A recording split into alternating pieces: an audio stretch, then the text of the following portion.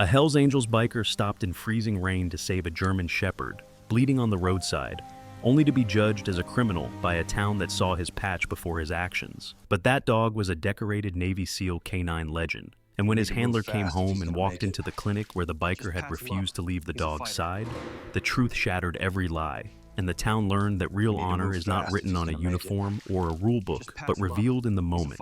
Someone chooses to stop when everyone else keeps going. Before we begin, tell us where you are watching from, and if this story touches your heart, please subscribe for more. Jack Ridge Dalton felt the rain first through his knuckles. It slipped past the seams of his gloves, crawled under the leather, and bit until bone remembered every winter it had tried to forget. He sat astride a weathered Harley that had outlived 3 engines and 1 marriage, the bike idling low like a patient animal. Ridge was tall, 6'2" on a good day, with shoulders squared by years of hauling steel and carrying blame. His beard was salt and pepper, trimmed short but never neat, framing a jaw that had learned to set itself before anyone else could. His hair, once black, now wore the gray openly, cut close on the sides, longer on top, always damp in weather like this. Tattoos crawled from his wrists up under his sleeves, inked vows to roads taken and men lost. Yet his eyes, pale and watchful, had softened since the night a drunk driver erased his younger brother at a stoplight. That night had hardened Ridge with strangers and made him careful with anything that breathed. He wore the Hells Angels patch on his back because it was honest, because it told the world not to expect mercy. He preferred it that way. In this town, mercy was often a trick door. Ridge had learned to keep moving, to ride through weather, through rumor, through the long looks that followed his bike like curses. He was rolling toward the docks when the sound cut through the rain. Thin, wrong, not metal or engine or wind. A whimper. Ridge rolled off the throttle. The Harley settled into silence, rain ticking on chrome. He scanned the street, senses sharpening the way they did before a bar went bad. Another sound came, weaker this time, and he followed it with his eyes to the gutter, where water raced for the storm drain. The dog lay half on the asphalt, half in a pool of rain. A German Shepherd with a sable coat gone dark and slick. He was big, 90 pounds of muscle made old by work, and he shook with the kind of tremor that came from shock more than cold. His ears were pinned back, muzzle flecked with red, breath coming fast and shallow. Ridge crouched, boots slipping on the glassed street, and saw the wound along the dog's side where blood mixed with water and ran like a second gutter. The collar was thick leather, worn but cared for, with a metal tag dulled by time. Ridge didn't read it yet. He took in the dog instead. The scar laddering the shoulder, the disciplined way the animal tried to gather his legs under him and failed. The eyes, brown, steady, still trying to understand orders that weren't coming. Ridge swore softly, the word lost to rain. He'd told himself 1,000 times to keep rolling. Stopping invited stories, questions, cuffs. But the dog lifted his head a fraction and made that sound again. Not a bark, not fear, just confusion. Ridge felt the old fracture open in his chest, the one that never healed right. He shrugged out of his jacket and spread it over the dog, the leather instantly soaking through. His hands were rough, scarred from knuckles and tools, but they moved carefully, pressure where pressure mattered, voice low. "Easy, big man, I got you." The dog didn't snap. He didn't flinch. He watched Ridge as if weighing him, then let his head drop back onto the jacket, trusting gravity to finish what pain had started. A woman hurried past under an umbrella, glanced, and sped up. A delivery truck hissed water and kept going. Ridge didn't look up. He pressed his palm to the wound, felt heat and life pushing back. He noticed details the way he always did when trouble slowed time. The dog's age, maybe 8, 9, older by the stiffness in the hips, the disciplined nails worn short, the faint smell of antiseptic beneath blood and rain. Not a stray, not even close. Ridge's mouth tightened. He lifted the dog's head just enough to slide his arm under the chest, grunting as the weight settled. The dog groaned but helped, back legs pushing once, brave and useless. Ridge stood with effort, rain sliding down his face, beard dripping. He set the dog across the Harley's seat and frame, improvising straps with his belt and the jacket, talking the whole time because silence felt dangerous. He thought of his brother's laugh, cut off. He thought of all the times he hadn't stopped because stopping cost too much. The town's lights blurred as he swung a leg over and kicked the bike to life, engine rumbling a promise he intended to keep. Somewhere a clinic would be open. Somewhere warmth waited. As Ridge pulled away, the dog's eyes met his once more, and the trust there felt heavier than any patch on his back. Ridge rode through freezing rain that felt heavier now, the kind that soaked resolve as easily as leather. The Harley's headlight carved a narrow tunnel through the darkness, while the German Shepherd's weight pressed warm and unsteady against the bike's frame. Every bump in the road sent a tremor through the animal's body, and Ridge adjusted his grip instinctively, jaw clenched, eyes fixed ahead. At the clinic's back door, Ridge killed the engine and hauled the dog inside.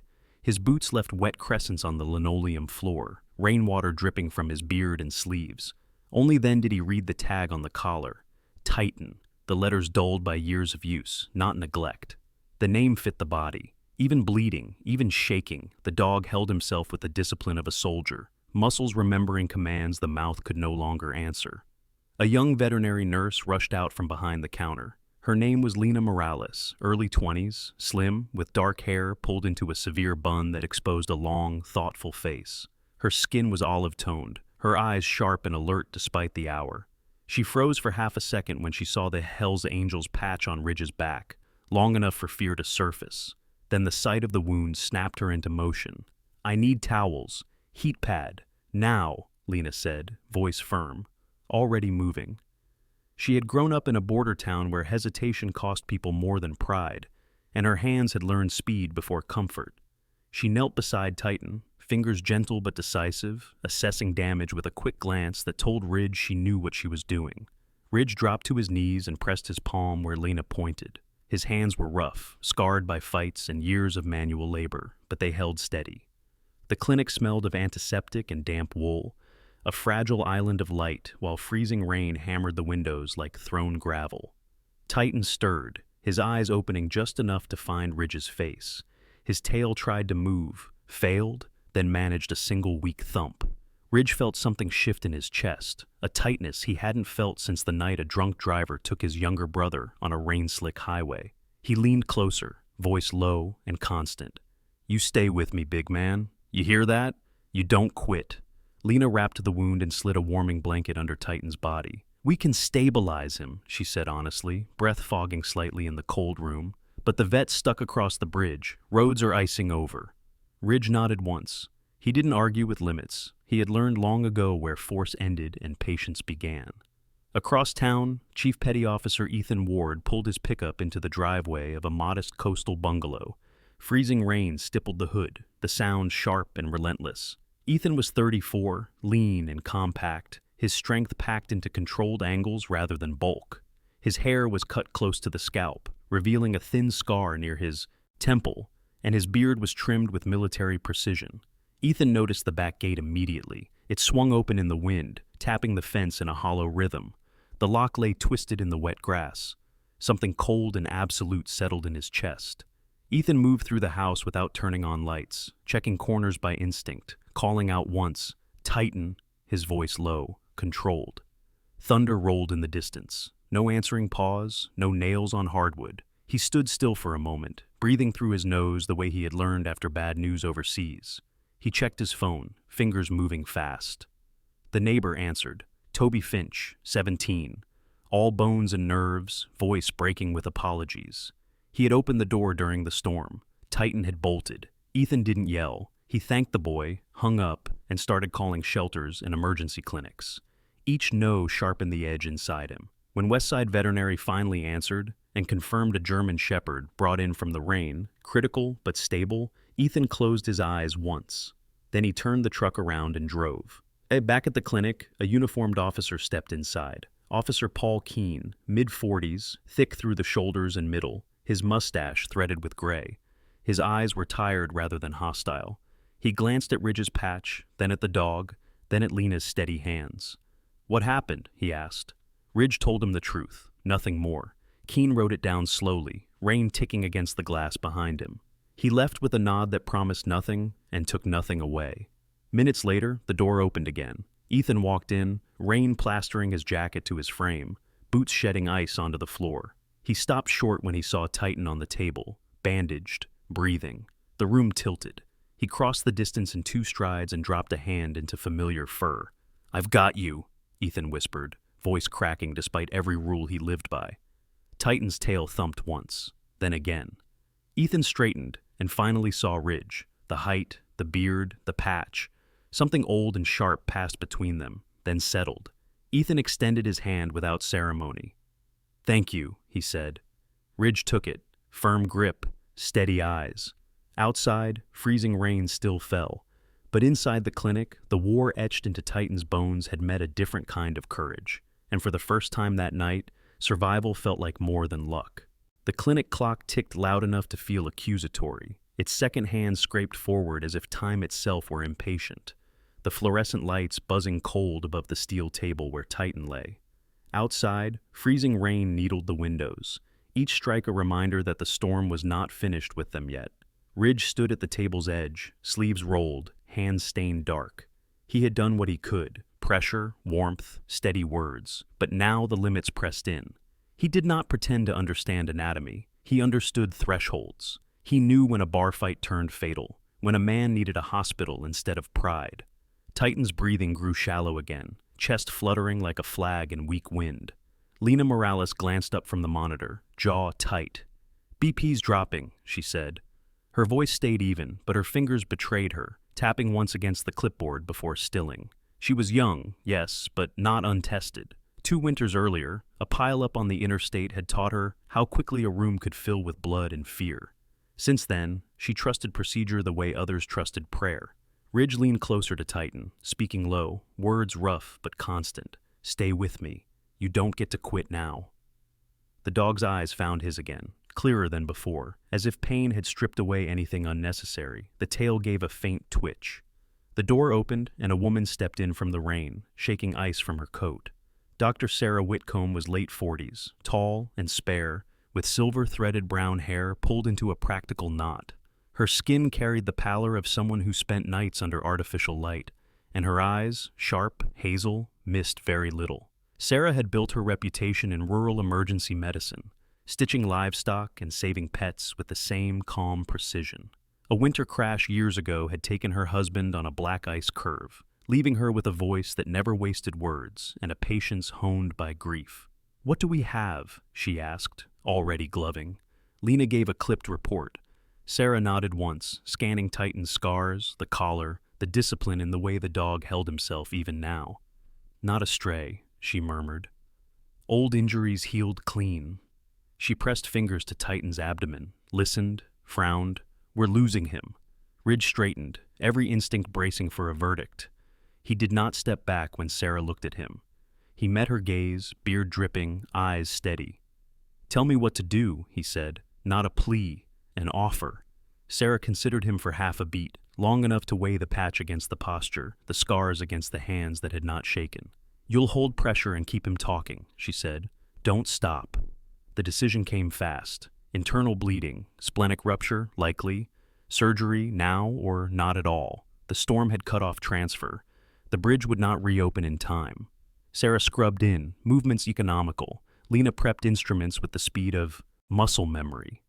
The room narrowed to light and metal and breath. Ethan Ward stood back, fists clenched at his sides, watching with the stillness of a man trained not to interfere. He had shed the rain-soaked jacket, revealing the controlled angles of his frame, the quiet authority in how he occupied space. When Titan whimpered, Ethan's jaw flexed. He did not speak. He did not leave. "Anesthetic steady," Sarah said. The scalpel flashed, blood welled dark and insistent. Lena adjusted suction, eyes locked on Sarah's hands. Ridge leaned in, voice a gravel anchor. "You hear me, Titan? You're not alone." Minutes stretched, then the monitor screamed, a thin rising alarm that cut the room open. Sarah swore once, precise. "Pressure's bottoming." She worked faster, hands sure, finding the source, clamping. "Epi."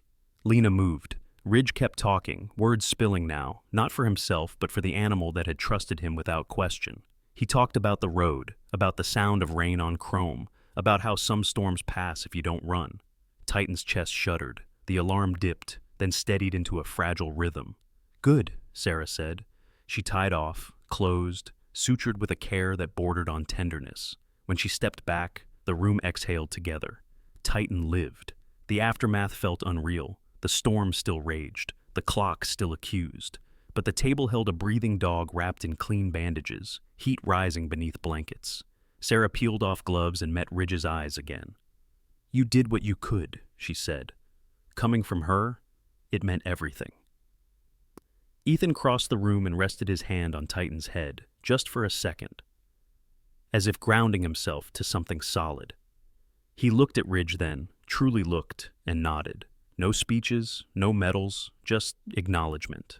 Later, as paperwork waited and coffee cooled untouched, Ridge stood by the kennel watching Titan sleep. He felt changed in a way that did not ask permission. Outside, freezing rain hammered the night, but inside, a line had been drawn, between passing by and standing fast, between the man he had been and the one he had chosen to be. By morning, the rain had thinned to a gray drizzle, but the cold stayed, clinging to brick and rumor alike. Word traveled faster than weather in a harbor town, slipping from counter to counter, from radios to phones. A Hells Angels biker, a bleeding dog, police lights at a clinic. Stories sharpened themselves on fear. Ridge felt it before he saw it. The looks followed him when he stepped outside to smoke, the way conversations paused a half-beat too long. He stood with his collar turned up, beard still damp, hands steady around the lighter. He had learned long ago that silence invited projection. People filled it with whatever fit their worst expectations. The call came mid-morning. "We need you downtown," the officer said, voice neutral. Ridge nodded, flicked ash into a puddle, and rode. The station smelled of coffee and old paper. Ridge sat across from a metal desk while a clerk typed. His tattoos were visible now, script and symbols worn smooth by years, each one read by strangers as confession. Detective Mark Holloway entered with a file tucked under his arm. Holloway was early 50s, broad-shouldered, but careful with it, hair thinning at the crown, a jaw that had learned restraint after one too many early career mistakes. He wore his authority lightly, eyes trained to separate noise from signal. "Walk me through it," Holloway said. Ridge did. The rain, the sound, the dog. He spoke plainly, without ornament. He did not defend the patch. He did not apologize for stopping. Holloway listened, pen still, eyes flicking once to the folder, once to Ridge's hands. When Ridge finished, Holloway nodded. "We're verifying," he said. "Not accusatory, procedural." Outside the interview room, voices rose. A local reporter pressed against the glass, hair lacquered into place, camera light already warming. Beth Carver had made a career of tidy narratives. She liked villains clean and heroes clean. The patch complicated her frame. Ethan arrived without announcement. He did not wear uniform. He wore a charcoal jacket over a simple shirt, the lines of him precise, controlled. He carried a thin binder and the quiet gravity of someone used to rooms changing when he entered them. He nodded once to Holloway, once to Ridge. "Permission?" Ethan asked. Holloway gestured him in. Ethan placed the binder on the desk and opened it with care. Inside were photographs, citations, after-action reports, names and dates and outcomes. He did not rush. He let the weight of evidence settle. "Titan," he said, tapping the page, "is a retired military working dog. Explosives detection, saved lives." He looked at Holloway, then at Ridge. "He saved mine." The room went still. Not dramatic, just a pause where assumptions recalculated. Holloway leaned back, eyes narrowing, not at Ridge, but at the story that had arrived pre-packaged. "Why wasn't this reported last night?" he asked. Ethan's mouth tightened. "Storm, roads, priorities." Outside, Beth Carver adjusted her mic. Inside, Holloway closed the file. "That explains the collar," he said quietly. He looked at Ridge. "You stopped." Ridge met his gaze. "Yeah." Holloway nodded once more. "That matters." It did not end there. Paperwork followed. Statements. The slow churn of bureaucracy that mistook patience for justice. Ridge felt the familiar itch, the urge to leave before the net tightened. But he stayed, for Titan, for the line he had crossed and would not uncross. At the clinic, Lena fielded calls with a jaw set in stubborn lines. Sarah Whitcomb signed forms and refused interviews. She had learned the cost of letting grief become spectacle. Titan slept, breathing steady, a shaved flank rising and falling beneath blankets. By afternoon, a small crowd gathered across the street, curious, wary. A man with a thermos offered coffee to the officer on duty. An older woman crossed herself when she heard the word service. The town recalibrated by inches. Ethan stood with Ridge under the awning when the drizzle thickened again. He watched the rain bead and slide. "They'll want a simple story," Ethan said. Ridge snorted. They always do. They won't get one, Ethan replied. He turned, eyes steady. What you did, stopping, that's not simple. Ridge considered the man beside him, the discipline, the scars worn quiet, the way grief had been welded into purpose. You didn't have to come, Ridge said. Ethan shook his head. Yes, I did. When Holloway emerged, his posture had softened. We're done for now, he said. No charges. He glanced at the reporter, then back. This town has a long memory, he added. It also learns. As dusk bled into evening, the rain finally eased. Ridge rode back to the clinic, the road reflecting amber and red. Inside, Titan stirred and thumped his tail once at the sound of boots. Ridge felt something settle, an acceptance not given lightly, but earned in the smallest possible way. Prejudice did not vanish. It rarely did, but it shifted, like ice cracking under weight, and in that crack, a different truth found room to breathe. The rain returned the way it often did in winter, not loud, not dramatic, just steady enough to insist on being noticed. It slicked the sidewalks and softened voices, turning the harbor town inward. Truth had done its work quietly. Titan had panicked in the storm, bolted into traffic, been struck by a driver who never stopped. Ridge had been passing through. He had stopped anyway. The facts settled like silt after a flood, and people adjusted their footing. Ridge felt the change first in small things. A man he didn't know held a door at the hardware store and nodded without staring. A woman slid a cup of coffee across a diner counter and said nothing, then waved away the bill when he reached for his wallet. These were not absolutions. They were acknowledgments, thin, fragile, earned. Ridge accepted them the way he accepted weather, without ceremony, without expectation. He spent his nights at the clinic. Titan slept more than he woke, the shaved flank clean and stitched, breath even. When the dog did open his eyes, they tracked sound before sight, ears twitching at footsteps. Ridge learned the rhythm of the place, the soft squeak of carts, the antiseptic tang, the way Lena's sneakers scuffed when she was tired. He learned to sit without hovering, to let the work of healing take time. On the fourth evening, Ethan arrived with a paper bag that smelled of soup and bread. He looked worn in a different way now, less taut, more present. The scar at his temple caught the fluorescent light. His beard had grown a shade rougher, the edge of him softened by relief. Doc says he's turning a corner, Ethan said, voice low, as if Titan might overhear and decide to prove him wrong. They stood at the kennel together. Titan stirred and thumped his tail once against the floor, then again, a little stronger. Ridge felt the sound in his chest. That's a hell of a greeting, he said. Ethan smiled, brief and real. He doesn't waste energy. Outside the clinic, the rain whispered. Inside, the town found its voice in fragments. A notice appeared in the shop window thanking first responders without naming anyone. Beth Carver ran a follow-up piece that used fewer adjectives and more quotes. Detective Holloway stopped by once, hands in pockets, to say the driver had been identified. Charges pending, he said. It matters that you stayed. Ridge shrugged. I wasn't going anywhere. The invitation came the next morning. Ethan's bungalow sat back from the road, cedar siding darkened by wet. Inside, it was spare and clean. No photos on the walls, just a folded flag in a shadow box and a pair of boots set with care by the door.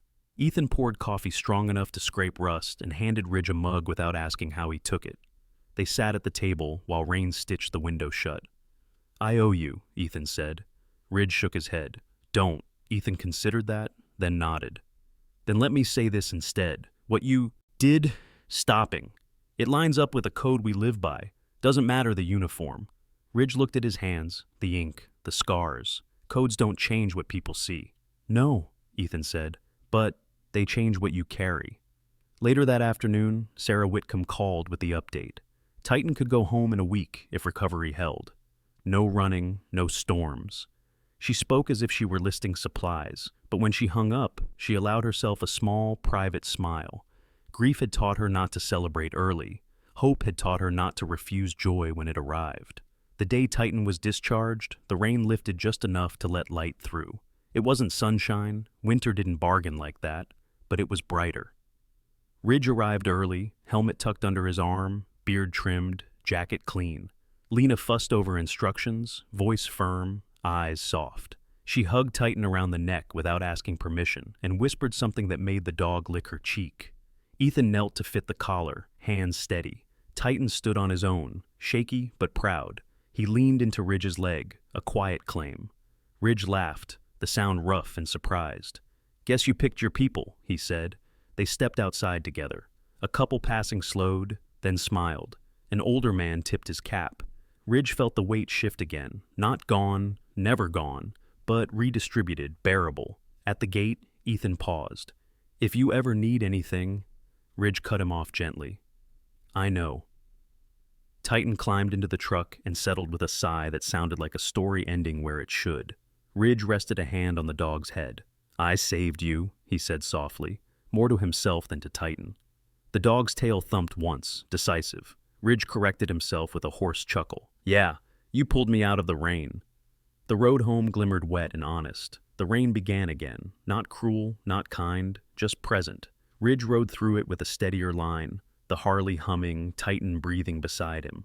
Honor, he understood now, wasn't a patch or a promise made loud. It was the quiet decision to stop when stopping cost something, and the patience to keep standing when the weather didn't care. Sometimes God does not send thunder or fire. Sometimes he sends a moment, a freezing rain, a broken road, a wounded soul lying where everyone else keeps walking. The miracle in this story was not that a dog survived, it was that a man stopped. In a world that teaches us to hurry, to protect ourselves, to say, "Not my problem," God still whispers the same question he has asked since the beginning of time. Will you stop for the one who is bleeding? Jack Ridge did not know he was stepping into something holy.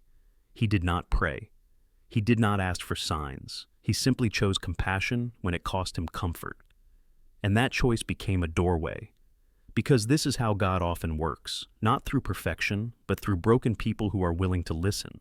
Not through reputation, but through obedience in the smallest, hardest moments. Maybe you are watching this tonight feeling tired. Maybe life has knocked you down in ways no one else sees. Maybe you feel forgotten, judged, or stuck in a storm that will not pass. If this story tells us anything, it is this: God sees you. And sometimes, the miracle you are praying for begins when you become the answer to someone else's prayer. If this story touched your heart, please share it with someone who needs hope. Leave a comment below and tell us where you are watching from. We read every one. And if you believe that kindness still matters in this world, consider subscribing to this channel so we can continue sharing stories like this together. Before you go, let us pray. Heavenly Father, we thank you for reminding us that love still walks this earth, even in the cold and the rain. Bless every person watching right now. Strengthen the weary, comfort the lonely, heal the broken, and guide those who feel lost. Teach us to stop when you call us to stop, and to love when it is hardest. May your protection be over every home, every family, and every heart listening tonight. Amen.